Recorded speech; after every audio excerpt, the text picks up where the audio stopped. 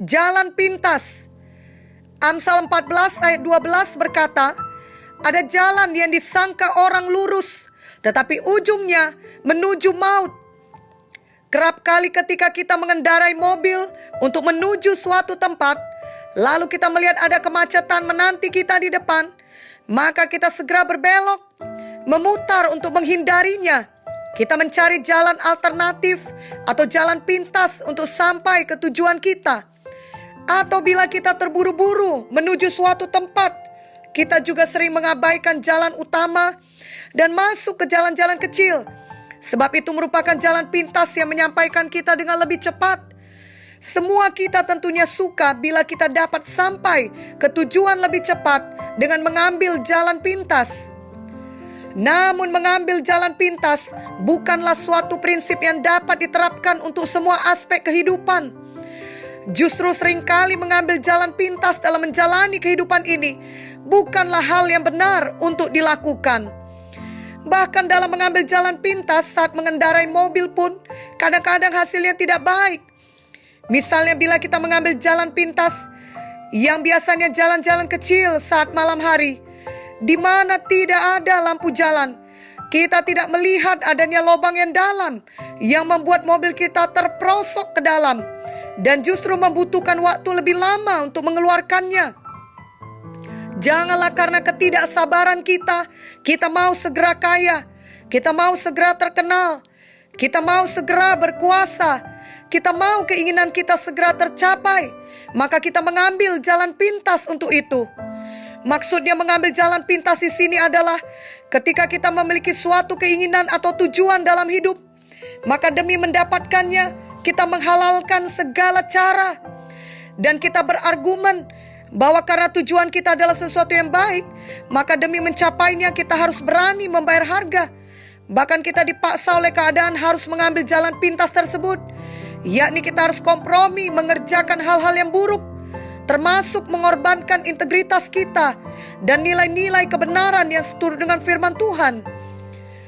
Di saat pandemi COVID-19 seperti saat sekarang ini, semua orang dihadapkan pada pilihan untuk menjadi pribadi yang lebih baik atau sebaliknya. Karena kita dihadapkan pada situasi yang tidak biasa, situasi yang sama-sama belum kita hadapi sebelumnya. Bila kita pedagang, mungkin kita harus belajar menjual barang dagangan kita secara online yang sebelum pandemi COVID-19 ini belum pernah kita kerjakan. Bila kita seorang guru, kita harus mengajar anak didik kita secara daring yang sebelum pandemi COVID-19 belum pernah kita kerjakan. Akan ada saat di mana seseorang tergoda untuk mencari jalan pintas saja demi mempertahankan hidupnya atau demi kenyamanan hidupnya.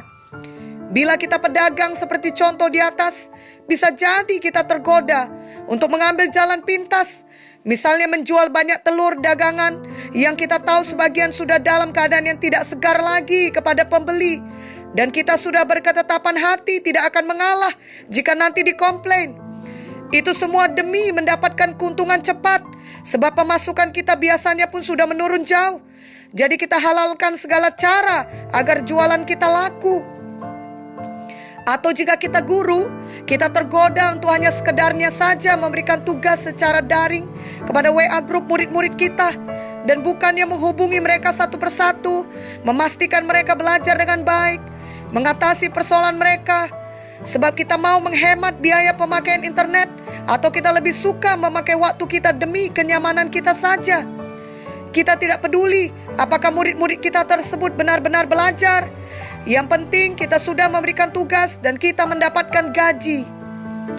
Dan banyak lagi contoh lainnya dalam kehidupan, sesuai dengan yang kita kerjakan dalam kehidupan kita masing-masing, di mana kita hanya mau mengerjakan seminimal mungkin dan kita menahankan yang terbaik dari diri kita. Kita tidak mau bersusah payah untuk berkorban sehabis daya kita, namun kita tetap mengharapkan agar hasil yang luar biasa baiknya terjadi kepada kita. Janganlah kita tertipu dengan berpikir bahwa bila kita terus-menerus membuat pilihan yang salah, kita akan tetap mendapat hasil yang terbaik. Galatia 6 ayat 7 jelas berkata, jangan sesat. Allah tidak membiarkan dirinya dipermainkan. Karena apa yang ditabur orang, itu juga yang akan dituainya. Adalah baik untuk memiliki visi yang besar, untuk memiliki goal yang besar, untuk beriman melakukan perkara-perkara yang besar. Namun jika perkara tersebut memang berasal dari Tuhan, maka kita akan bertekun, bersabar dalam segala prosesnya, sampai akhirnya kita tiba di sana. Kita bukan berusaha mempersingkat prosesnya atau mempercepat waktunya dengan mengambil jalan pintas yang kita pikir akan sangat menguntungkan kita. Kalau kita mengingat kisah Lot di dalam Alkitab, kita tahu bahwa suatu hari ketika Lot dihadapkan pada pilihan penting dalam hidupnya, Lot justru membuat keputusan yang salah. Lot memilih baginya seluruh daerah Jordan dan berdiam di daerah yang letaknya di dekat Sodom. Jadi Lot memilih jalan pintas. Ia memutuskan untuk pindah ke tempat itu, yang ternyata adalah keputusan terburuk yang dapat dibuatnya untuk hidupnya dan untuk keluarganya juga. Itu semua karena ia melihat tempat itu memiliki peluang yang jauh lebih baik untuknya daripada tempat lainnya. Ini merupakan pelajaran kepada kita, yakni jika kita mau membuat keputusan untuk hidup dan masa depan kita, maka janganlah membuatnya berdasar kenyamanan semata, atau keamanan semata, atau keuntungan materi semata, ataupun kesenangan semata. Namun mintalah arahan dari Tuhan dan juga dari hamba-hambanya yang benar. Lot memilih jalan pintas, meninggalkan Abraham, karena apa yang dilihatnya baik dan menguntungkan bagi dirinya. Tapi akibatnya, Lot kemudian harus melihat kejahatan orang Sodom dalam kehidupannya sehari-hari. Sungguh harga yang sangat mahal demi memperoleh kenikmatan duniawi. Kejadian 13 ayat 10-13 menuliskan, lalu Lot melayangkan pandangnya dan dilihatnya lah bahwa seluruh lembah Jordan banyak airnya, seperti taman Tuhan, seperti tanah Mesir, sampai ke Zoar. Hal itu terjadi sebelum Tuhan memusnahkan Sodom dan Gomora. Sebab itu Lot memilih baginya seluruh lembah Jordan itu. Lalu ia berangkat ke sebelah timur dan mereka berpisah. Abraham menetap di tanah Kanaan, tetapi Lot menetap di kota-kota lembah Jordan dan berkemah di dekat Sodom. Adapun orang Sodom sangat jahat dan berdosa terhadap Tuhan. Dan seiring waktu berlalu, Lot yang tadinya berada di dekat Sodom atau di luar kota Sodom, namun pada akhirnya Lot dan keluarganya sudah hidup menetap di dalam Sodom. Kejadian 14 ayat 12 menuliskan, juga Lot, anak saudara Abram, beserta harta bendanya, dibawa musuh, lalu mereka pergi, sebab Lot itu diam di Sodom. Kita tahu bahwa orang Sodom sangat jahat dan berdosa terhadap Tuhan. Begitu jahatnya orang Sodom sehingga mau dihancurkan atau dimusnahkan Tuhan. Namun Tuhan memberitahu kepada Abraham bahwa Sodom akan dihancurkan. Dan Abraham kemudian bersyafaat untuk Lot. Tuhan kemudian mengirimkan malaikat untuk menyelamatkan Lot dan keluarganya. Namun kalau kita terus membaca kisah Lot, akhirnya tidaklah baik, di mana istrinya menjadi tiang garam dan kedua anaknya membuatnya mabuk untuk dapat mempunyai keturunan. Namun anak-anak mereka adalah bapa dari orang Moab dan Bani Amon yang akhirnya merupakan musuh dari bangsa Israel. Kita bertanya-tanya, seandainya saja Lot tetap bersama Abraham, seandainya saja Lot membiarkan Abraham memilih duluan, sebab demikianlah yang benar untuk dilakukan. Seandainya saja Lot tidak memilih tinggal di dekat Sodom, seandainya saja Lot tidak mengambil jalan pintas demi kenyamanan hidupnya, mungkin kisah kehidupannya dan keluarganya akan memiliki akhir yang berbeda. Pilihan kita selalu menentukan masa depan kita. Tentunya kehidupan tidak menjadi lebih mudah setelah pandemi COVID-19 ini. Di beberapa daerah telah dimulai kehidupan dengan adaptasi kebiasaan baru. Tiap-tiap hari akan memiliki tantangan tersendiri. Namun apapun itu, janganlah membuat kita mengambil jalan pintas, yakni kompromi dengan dosa, lalu memilih yang salah. Misalnya memilih mendapatkan kekayaan cepat dalam jangka pendek, namun sebenarnya dalam jangka panjang justru tidak membawa kebaikan, seperti kisah Lot. Lot sepertinya tidak berpikir panjang. Mungkin ia berpikir dengan hidup di dekat Sodom, ia pasti lebih diberkati. Ia dan keluarganya akan lebih makmur. Hidup mereka akan terjamin. Masa depan yang indah menanti mereka. Tetapi setelah selang beberapa waktu, justru kebalikannya yang terjadi. Sebab kota Sodom sangat jahat. Hati Lot sangat menderita, sangat tersiksa. 2 Petrus 2:7-8 menuliskan, tetapi ia menyelamatkan Lot, orang yang benar, yang terus-menerus menderita oleh cara hidup orang-orang yang tak mengenal hukum dan yang hanya mengikuti hawa nafsu mereka saja.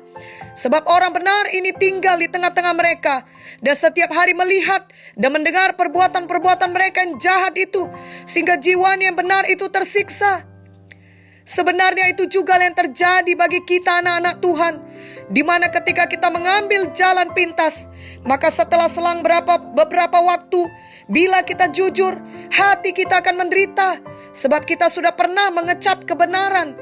Kita tahu apa yang sudah kita lakukan adalah hal yang salah. Sayangnya tetap ada anak Tuhan yang mengeraskan hati dan tidak berbalik. Padahal hati kita yang tidak tenang tersebut adalah tanda bagi kita untuk segera berbalik dan bertobat, di mana dalam Tuhan Yesus selalu ada pemulihan dan pengampunan. Mari kita ikuti jalan Tuhan, kita ikuti bentukan Tuhan, di mana semuanya itu membutuhkan proses dan kerap kali membutuhkan waktu yang tidak sebentar.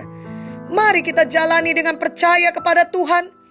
Semua kita tidak akan tenang naik pesawat jika sebelum terbang kita mendapatkan berita yang beredar bahwa pilot pesawat kita tersebut sebenarnya mendapatkan ijazah pilotnya dengan jalan pintas, bahwa ia tidak lulus dari sekolah penerbangan.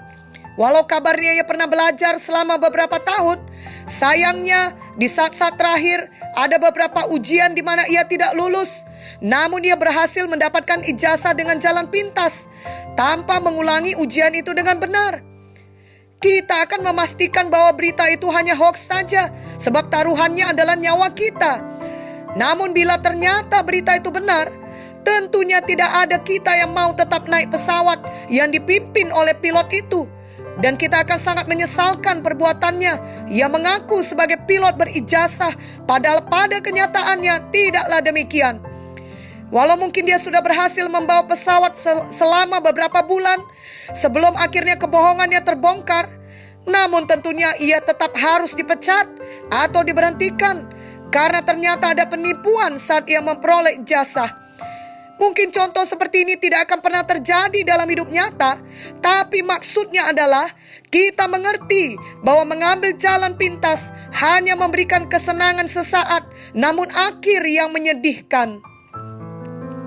Saat kita harus membuat pilihan, pastikanlah kita tidak membuat pilihan yang bertentangan dengan firman Tuhan.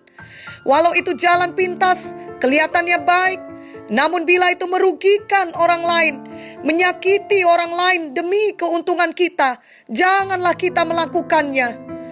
Demikian juga saat kita menghadapi kesulitan, janganlah demi supaya kita segera keluar dari kesulitan itu, kita mengambil jalan pintas. Mari kita ingat kisah Daud, di mana jelas Tuhan sudah mengurapi dia menjadi raja atas Israel. Dia melayani Saul, raja sebelumnya, dengan tulus. Dia sering memainkan musik yang membawa hadirat Tuhan, sehingga Saul dibebaskan dari pengaruh roh jahat. Dia yang mengalahkan Goliat ketika Saul dan seluruh Israel ketakutan. Namun Daud justru dibenci dan dicemburui Saul, dikejar dan diburu untuk dibunuh. Bertahun-tahun Daud hidup dalam pelarian, sangat susah. Lalu suatu kali ada kesempatan terbuka untuk membunuh Saul, untuk mengakhiri semua penderitaannya. Kelihatannya ini jalan keluar dari Tuhan. Kelihatannya ini jalan pintas yang sangat baik, yang tidak boleh dilewatkan. Bahkan teman-teman seperjuangannya pun mengatakan agar Daud segera membunuh Saul. Tetapi Daud tidak mengambil jalan pintas tersebut. Kita dapat membaca kisahnya dari 1 Samuel 24 ayat 1 sampai 23. Di mana dalam ayat ke-7 dituliskan, lalu berkatalah ia kepada orang-orangnya, dijauhkan Tuhanlah kiranya daripadaku untuk melakukan hal yang demikian kepada tuanku, kepada orang yang diurapi Tuhan, yakni menjamah dia, sebab dialah orang yang diurapi Tuhan. Apakah setelah itu Saul berhenti mengejar Daud? Ternyata tidak demikian. Walau Saul menangis dan kelihatannya ia menyesal, tapi pada kenyataannya ia masih memburu Daud untuk membunuhnya. Berarti Daud masih dalam kesulitan, dalam pengejaran, dalam kesusahan. Dan lagi-lagi Daud dihadapkan pada pilihan untuk mengambil jalan pintas atau tetap pada jalan Tuhan. Karena untuk kedua kalinya terbuka kesempatan bagi Daud untuk membunuh Saul.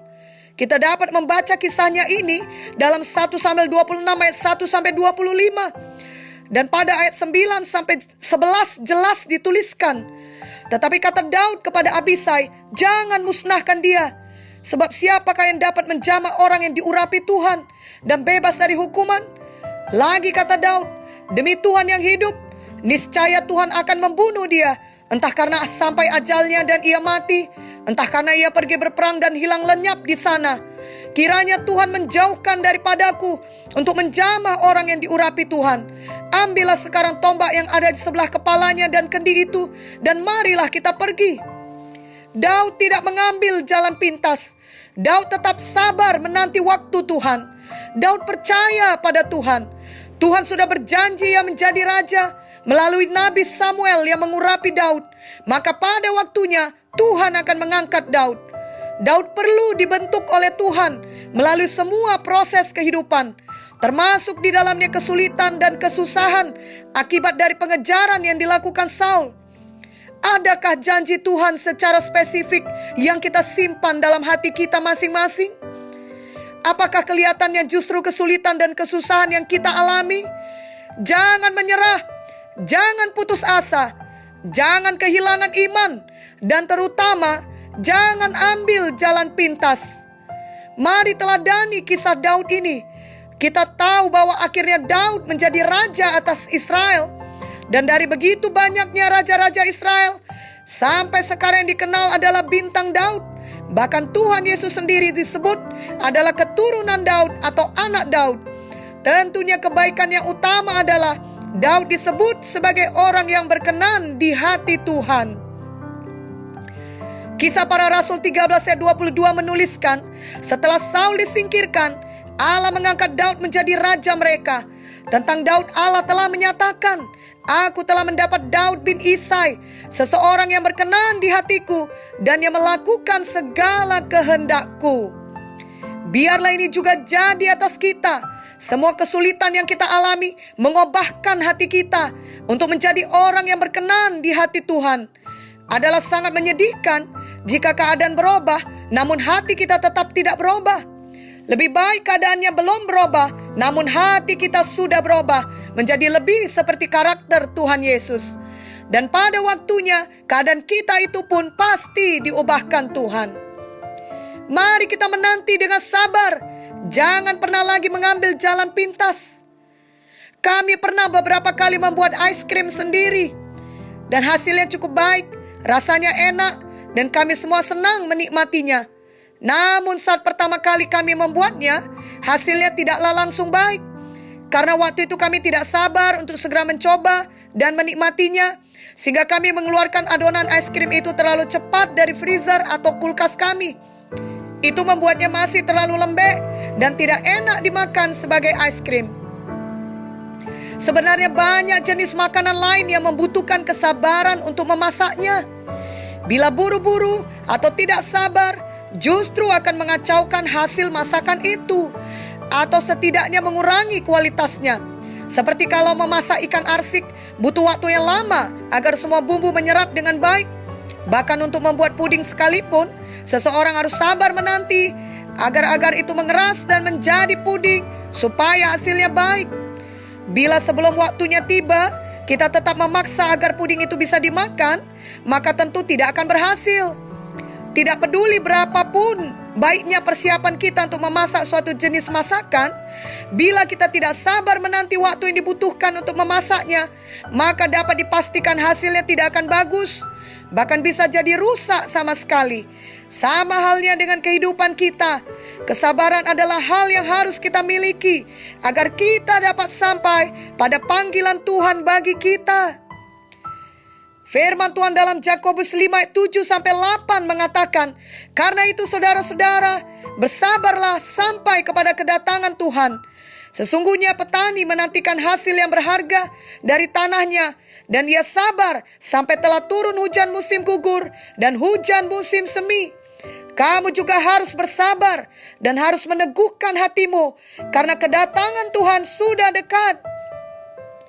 Mari kita selalu ingat bahwa kedatangan Tuhan selalu semakin dekat setiap harinya, sehingga itu membuat kita semakin teguh untuk terus hidup dalam jalan Tuhan, hidup dalam kesabaran dan ketekunan, dan bukan terburu-buru mengambil jalan pintas.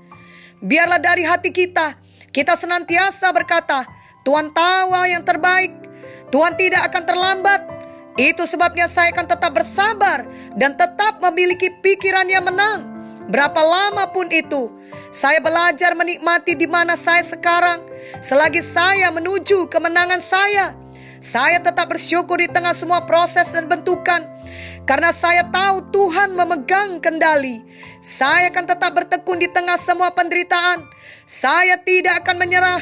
Dan saya tidak akan kompromi dengan dosa dengan mengambil jalan pintas. Inilah sikap hati yang benar yang harus kita miliki. Bila kita memiliki suatu kebutuhan ataupun kerinduan, apakah itu kesembuhan untuk tubuh kita, pemulihan untuk rumah tangga kita, atau keinginan untuk segera menikah, atau berkat materi yang melimpah, maka kita memang harus terus-menerus mengisi dan menjaga pikiran kita agar sejalan dengan firman, sesuai dengan apa yang kita butuhkan tersebut. Lalu kita mempraktekkan firman dan harus tekun bersabar dalam prosesnya. Janganlah kita memaksa untuk mendapatkannya sebelum waktunya Tuhan. Sama seperti kalau kita memaksa untuk segera memakan puding, padahal masih belum waktunya, maka tidak akan ada baiknya bagi kita, karena memang puding itu belum jadi. Biarlah kita mengerti bahwa cara kita, waktu kita, dan jalan kita sendiri tidak mungkin lebih baik dari cara Tuhan dan waktunya Tuhan. Bahkan kerap kali jalan pintas yang ingin kita ambil adalah jalan yang salah, karena tidak menyangkal diri, tidak berkorban, tidak jujur, dan tidak patuh pada firman. Itu memang sifat manusiawi setiap orang, yakni mau memperoleh semua yang ia inginkan dengan cepat, bahkan bila memungkinkan tanpa membayar harga untuk itu semua. Namun sebagai orang-orang yang sudah lahir baru dan mengasihi Tuhan, kita tidak lagi hidup demikian dengan cara hidup lama yang berdosa. Sebaliknya kita mengikut jalan Tuhan. Tuhan sendiri telah menunjukkan teladan kesabarannya kepada kita. Dan dalam Alkitab ada banyak contoh yang dapat kita teladani kesabarannya, sehingga mereka memperoleh semua janji Tuhan, bahkan lebih dari yang mereka harapkan. Seperti kisah Yusuf, di mana ia mengalami proses yang sangat lama, waktu bentukan yang sangat panjang, sebelum akhirnya ia sampai pada panggilan Tuhan, yakni Yusuf menjadi penguasa. Janganlah juga kita membandingkan diri kita dengan orang lain. Misalnya kita berkata, mengapa ia tidak perlu menunggu lama untuk diberkati, sedangkan saya sampai sekarang belum juga diberkati? Marilah sadari bahwa masing-masing kita memiliki bentukan sendiri dan panggilan yang unik, serta berkat yang spesial dari Tuhan untuk hidup kita. Bagian kita adalah tetap bersabar dengan rendah hati dalam menanti waktunya Tuhan untuk hal-hal yang kita butuhkan dalam hidup kita. Dan selama proses penantian itu, kita terus menjaga pikiran kita untuk selalu mengingat janji Tuhan. Mari kita baca Ibrani 10 ayat 35-39. Sebab itu, janganlah kamu melepaskan kepercayaanmu, karena besar upah yang menantinya. Sebab kamu memerlukan ketekunan, supaya sesudah kamu melakukan kehendak Allah, kamu memperoleh apa yang dijanjikan itu. Sebab sedikit, bahkan sangat sedikit waktu lagi, dan ia yang akan datang sudah akan ada tanpa menangguhkan kedatangannya. Tetapi orangku yang benar akan hidup oleh iman. Dan apabila ia mengundurkan diri, maka aku tidak berkenan kepadanya. Tetapi kita bukanlah orang-orang yang mengundurkan diri dan binasa, tetapi orang-orang yang percaya dan yang beroleh hidup. Kiranya ini digenapi dalam hidup kita. Janganlah kita mengambil jalan pintas yang bertentangan dengan firman Tuhan, dengan nilai-nilai kebenaran, kasih, dan kesetiaan. Sebaliknya, bagaimanapun keadaan kita saat ini, mari kita semua tetap sabar, tetap beriman, menanti waktu Tuhan bagi kita. Itulah waktu yang terbaik dan terindah. Amin.